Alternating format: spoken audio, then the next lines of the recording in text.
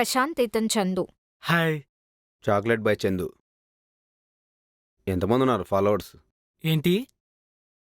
అదే ఇన్స్టాలో ఫాలోవర్స్ ఎంతమంది ఉన్నారు అని. ఓ 5 members. Mahesh Babu, Allu Arjun, Prabhas, Pawan Kalyan, Donald Trump.